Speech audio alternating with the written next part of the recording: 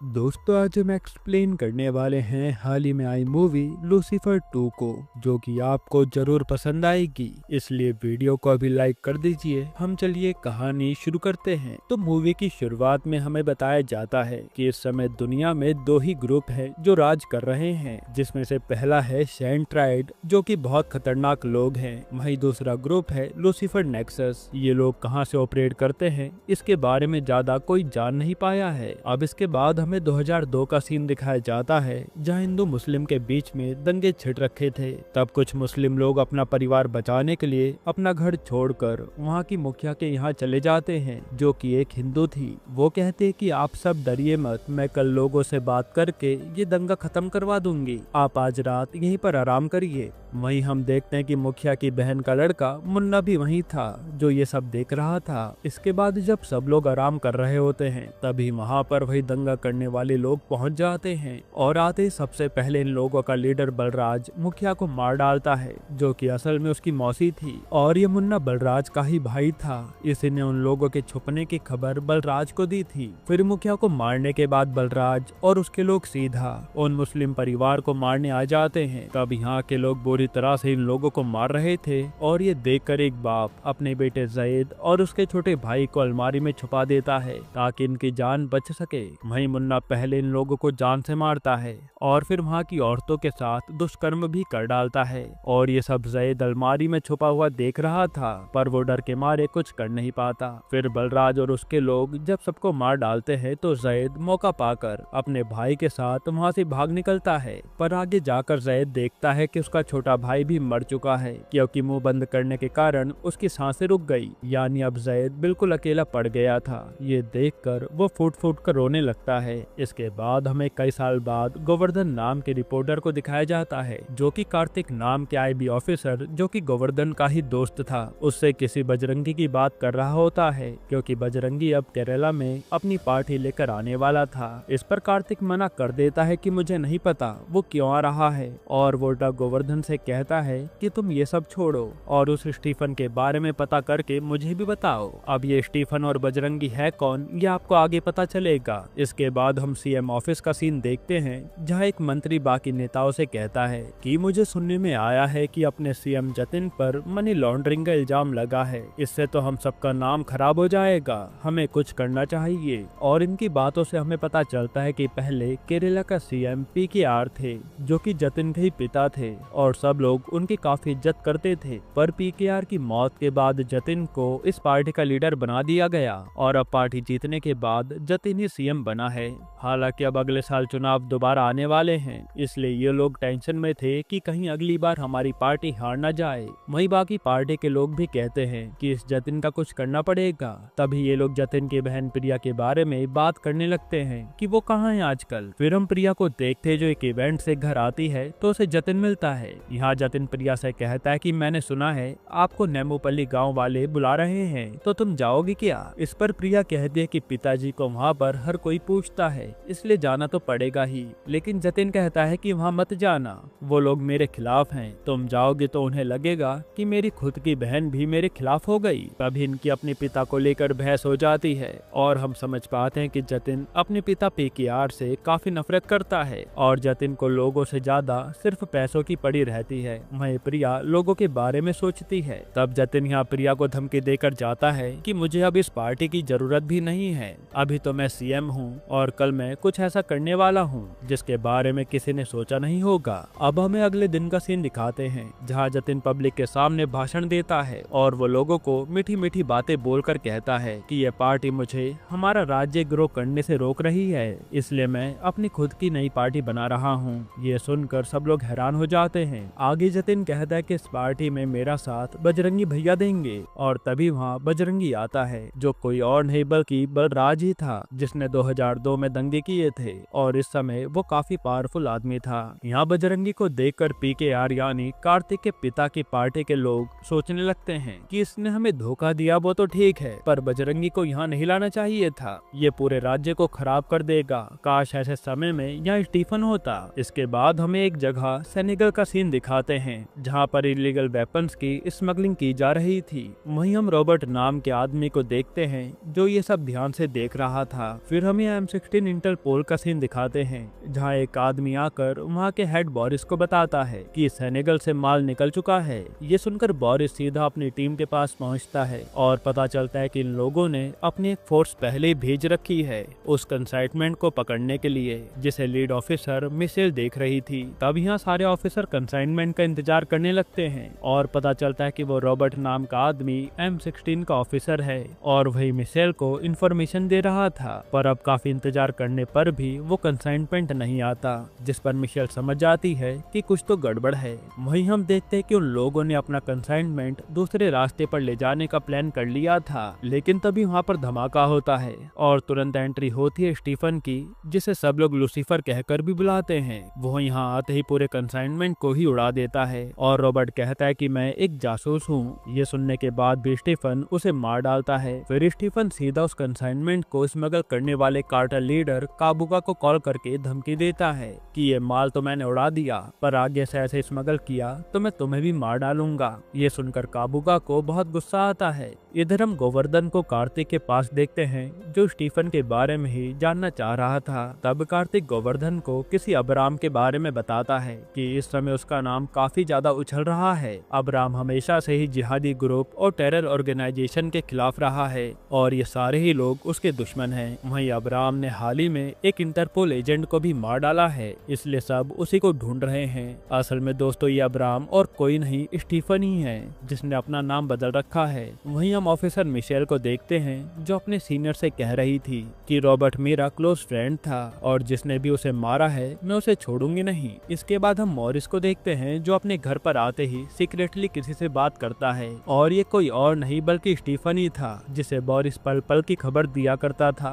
क्योंकि बोरिस जानता था कि स्टीफन काफी अच्छा काम कर रहा है। इसके बाद हम स्टीफन को काबुगा से बात करते हुए देखते हैं जिसे काबुगा कहता है कि मुझे तुमसे डील करनी है, इसलिए तुम मेरे बताए एड्रेस पर पहुंच जाना। वहीं यहाँ गोवर्धन को एक फोटो दिखती है जिसमें अब्राम का हाथ नजर आ रहा था और वो अंगूठी देखकर उसके होश उड़ जाते हैं, क्योंकि ये सेम अंगूठी तो उसने स्टीफन के हाथ में देखी थी। यानी उसे समझ आ जाता है कि स्टीफन ही अब्राम है। फिर हमें स्टीफन के पास्ट के बारे में दिखाया जाता है। असल में स्टीफन एक अनाथ था जो लोगों की भलाई का काम करता था और उसे पीकेआर ने सीएम बनने के बाद अपनी पार्टी में एमएलए बना दिया था। तब भी स्टीफन लोगों की सेवा में ही लगा रहा। हालांकि पीकेआर की मौत के बाद स्टीफन ने ये देश 5 साल पहले ही छोड़ दिया था और वो विदेश में सेटल हो गया था। तब से आज तक उसके बारे में कोई नहीं जानता। अब इसके बाद गोवर्धन सीधा उसी पार्टी के एक नेता जो कि स्टीफन से कई बार मिल चुका था उसके जरिए स्टीफन के एक आदमी से मीटिंग सेट करवाता है और जब गोवर्धन उससे मिलने जाता है तो बताता है कि हमारा राज्य संकट में है, वहाँ बजरंगी जैसे लोग आ गए हैं, इसलिए मैं स्टीफन को बुलाना चाहता हूँ। तभी उसे ये लोग बेहोश कर देते हैं और सीधा अपने साथ ले जा लेते हैं। वहीं हम जतिन को देखते हैं जो अपने आदमी से कह रहा था कि बजरंगी के आने से मेरे ऊपर के सारे केस हट गए हैं और अब वो और मैं मिलकर खूब पैसा कमाएंगे। वहीं बजरंगी मुन्ना को समझा रहा होता है कि उसे केरला क्यों चाहिए। असल में यहाँ 2 कंटेनर टर्मिनल्स हैं और यहाँ से आसानी से इलीगल माल सप्लाई किया जा सकता है, इसलिए बजरंगी की नजर इस राज्य पर थी।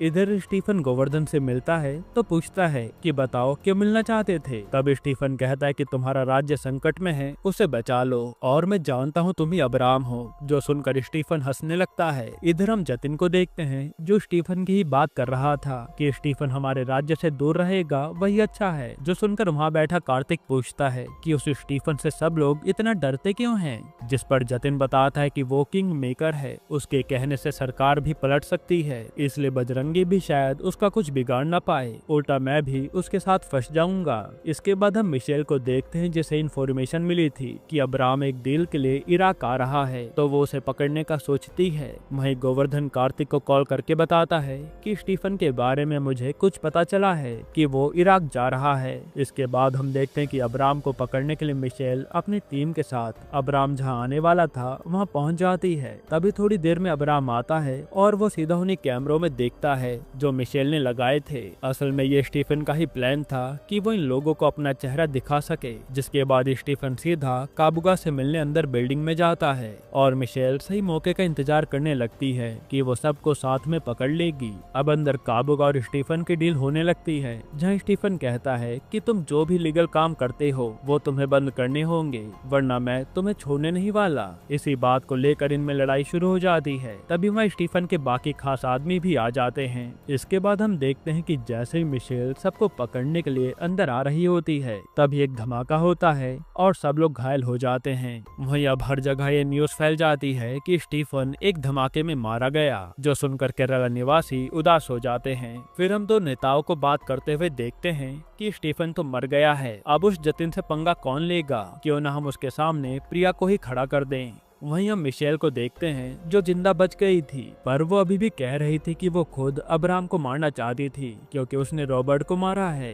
इस पर मॉरिस कहता है कि रॉबर्ट कोई शरीफ इंसान नहीं था, वो हमारा ऑफिसर होकर भी काबुगा का साथ दे रहा था। इसके प्रूफ देकर मॉरिस चला जाता है और मिशेल भी सब समझ जाती है। इसके बाद हम प्रिया को देखते हैं जो यही सोच रही होती है कि उसे नेडुपल्ली गाँव में जाना चाहिए या नहीं, क्योंकि अगर वो जाएगी तो जतिन उसका दुश्मन बन जाएगा। लेकिन तभी जतिन का फोन आता है जो सामने से धमकी देता है कि अगर तुम गांव में गई तो मेरे से बुरा कोई नहीं होगा। इस पर प्रिया को गुस्सा आ जाता है और वो नेडुपल्ली गांव जाने के लिए निकल जाती है। वहीं बजरंगी को जैसे ही पता चलता है कि प्रिया उस गांव के लिए निकल गई है, तो वो कहता है कि वहाँ के लोगों का सपोर्ट लेकर प्रिया हमारी पार्टी को बिछाड़ सकती है, इसलिए हमें कुछ करना होगा। इसके बाद हम देखते हैं कि जब प्रिया गाँव के लोगों को भाषण दे रही होती है, तभी वहाँ बजरंगी के आदमी अटैक कर देते हैं और प्रिया को एक गांव वाला बचाते हुए ले जाने लगता है। उसी समय प्रिया को वहां गुंडे घेर लेते हैं और प्रिया समझ जाती है कि अब उसका आखिरी समय आ गया है। पर तभी वहां पर स्टीफन आ जाता है जो मरा नहीं था और वो सारे गुंडों को बुरी तरह मार डालता है। फिर हमें पास्ट का सीन दिखाते हैं कि स्टीफन और उसके आदमियों ने काबुगा और उसकी गैंग को मार डाला था, क्योंकि ये लोग सुधरने नहीं वाले थे। वह स्टीफन का जो खास आदमी होता है उसने स्टीफन के निकलने की पहले से व्यवस्था कर रखी थी। तब वो यहाँ बॉम्ब फोड़ कर निकल जाते हैं और सबको यही लगता है कि स्टीफन यानी अब्राहम मारा गया। खैर प्रिया घर पहुंच जाती है। वहीं जतिन को समझ नहीं आ रहा था कि प्रिया पर हमला किसने करवाया होगा। हालांकि इन सब से बजरंगी को काफी गुस्सा आ रहा था। इसके बाद प्रिया अपने पिता पीकेआर के ऑफिस आती है और हमें पता चलता है कि प्रिया को स्टीफन ने ही कहा था कि अब तुम्हें ये राज्य संभालना है। तो प्रिया वही सब करती है जो स्टीफन ने कहा था। वो सीधा पार्टी मीटिंग रखती है और लीडर की कुर्सी पर जाकर बैठ जाती है। फिर वो कहते कि मैं जतिन के खिलाफ लड़ने को तैयार हूँ, बस मुझे इस पार्टी का लीडर बनना है। हम मिलकर ये राज्य चलाएंगे और जतिन को हराएंगे। इस पर सब लोग मान जाते हैं। अब अगले दिन से प्रिया पूरी तरह नेता बन जाती है और अगला सीएम बनने की तैयारी करने लगती है। हालांकि जब प्रिया एक जगह पर भाषण दे रही होती है, तभी वहाँ कुछ आईबी वाले आते हैं और कहते कि प्रिया के ऊपर मनी लॉन्ड्रिंग के चार्जेस हैं, इसलिए उन्हें जेल जाना होगा। ये सुनकर सब लोग चौंक जाते हैं, पर प्रिया जानती थी कि जतिन और बजरंगी ऐसा कुछ करेंगे उसे रोकने के लिए, इसलिए वो पब्लिक के सामने जानबूझकर हथकड़ी पहनती है और ऐसे दिखाते कि अब वो पब्लिक के लिए कुछ भी कर सकती है, जिससे प्रिया की इमेज लोगों की नजरों में और अच्छी हो जाती है। इसके बाद आज मुन्ना और जतिन जब कार से बजरंगी से मिलने जा रहे होते हैं, कभी बीच रास्ते में कुछ लोग आकर जतिन के लोगों को मारते हैं और फिर जतिन और मुन्ना को उठा लेते हैं। फिर जब जतिन को होश आता है तो उसके सामने स्टीफन बैठा होता है, जिसे देखकर वो घबरा जाता है। स्टीफन जतिन से कहता है कि एक तेरे पिता थे जो लोगों के लिए मरने को तैयार थे और एक तू है जो पैसों के लालच में अंधा हो गया है। ये सुनकर उल्टा जतिन स्टीफन को बजरंगी की धमकी देने लगता है कि उसे पता चलेगा तो वो तुम्हें छोड़ेगा नहीं। फिर स्टीफन सीधा बजरंगी को कॉल करता है और बताता है कि तेरा भाई मुन्ना मेरे पास है। ये सुनकर बजरंगी भड़क जाता है कि मेरे भाई को छोड़ दे, पर स्टीफन कहता है कि मुझे तुझसे मिलना है तो यहीं आजा, फैसला कर लेते हैं। इसके बाद हम स्टीफन के उसी खास आदमी को देखते हैं जो आज कुछ लड़कियों की जान बचाता है जिन्हें कुछ गुंडे बेचने जा रहे थे, और हमें पता चलता है कि ये आदमी कोई और नहीं बल्कि जैद है जो 2002 के हमले में बच गया था। असल में जैद को अकेला पाकर वहाँ से कुछ लोग उसे सीधा आतंकवादी बनाने के लिए लेकर जा रहे थे और वो उनके दिमाग में यही भर रहे थे कि हमें आतंक कैसे मचाना है। लेकिन सही मौके पर आकर स्टीफन इन बच्चों को बचा लेता है और वो जैद से वादा करता है कि मैं तुम्हारा बदला लेकर रहूंगा। इसी कारण जैद स्टीफन के बताए रास्ते पर चल पड़ा था। खैर अब अगले ही पल बजरंगी अपनी पूरी गैंग लेकर स्टीफन के बताए अड्डे पर पहुंच जाता है मुन्ना को बचाने के लिए। लेकिन यहाँ स्टीफन ने मुन्ना के शरीर में पहले ही बॉम्ब फिट कर रखे थे जो बजरंगी के आते ही फट जाते हैं और बजरंगी के होश उड़ जाते हैं कि ये हुआ क्या। तभी वहाँ स्टीफन और जैद आते हैं और इन लोगों पर हमला कर देते हैं क्योंकि जैद के मन में पहले से ही बजरंगी के खिलाफ नफरत थी। तब यहाँ ये लोग सारे आदमियों को मारने के बाद बजरंगी को भी तड़पा तड़पा कर मार डालते हैं। इधर कार्तिक भी कहीं जा रहा होता है तो उसे भी एक आदमी आकर मार डालता है क्योंकि वो बजरंगी से मिला हुआ था और ये आदमी स्टीफन का ही था। यानी स्टीफन और जैद ने मिलकर राज्य को खराब करने वाले सारे लोगों को मार डाला था। वहीं प्रिया को भी स्टीफन छुड़वा लेता है और उस पर से लगे सारे इल्जाम को हटवा दिया जाता है और ये भी तय हो गया था कि अगले सीएम प्रिया ही बनेगी। इसके बाद स्टीफन सीधा जतिन से आकर मिलता है जो कि समुद्र के बीचों बीच था और स्टीफन कहता है कि अगर तू प्रिया का साथ देगा ये राज्य सुधारने के लिए तो तू जा सकता है। इस पर जतिन मान जाता है और स्टीफन उसे हेलीकॉप्टर से भिजवा देता है। पर तभी स्टीफन पर एक सेंट्राइड के मेंबर का कॉल आता है जिसे अब्राम के बारे में पता चल गया था और वो बोरिस को जान से मार डालता है क्योंकि वो स्टीफन से मिला हुआ था। वहीं वो कहता है कि काबूगा मेरा दोस्त था और तुमने हमसे पंगा लेकर बहुत बड़ी गलती कर दी है इसलिए अब तुम बच नहीं पाओगे, हम लोग आ रहे हैं। ये कहते वहाँ जतिन का चॉपर ब्लास्ट हो जाता है जो देखकर स्टीफन के होश उड़ जाते हैं और ये अटैक सेंट्राइड गैंग के लोगों ने ही करवाया था। इससे स्टीफन समझ जाता है कि अब उसके दुश्मन किस लेवल के होंगे। यहीं पर यह मूवी खत्म होती है। दोस्तों आपको ये मूवी कैसी लगी हमें कमेंट में जरूर बताना। बाकी अगर मैं आपको छोटा सा रिव्यू दूं तो मूवी की स्टार्टिंग देखकर तो लग रहा था कि मूवी काफी बेस्ट होने वाली है पर थोड़े समय में पूरी मूवी की स्टोरी प्रेडिक्टेबल हो गई थी और ये मूवी लूसीफर 1 के मुकाबले बिलो एवरेज थी। बाकी आप अपनी राय हमें कमेंट में जरूर बताना।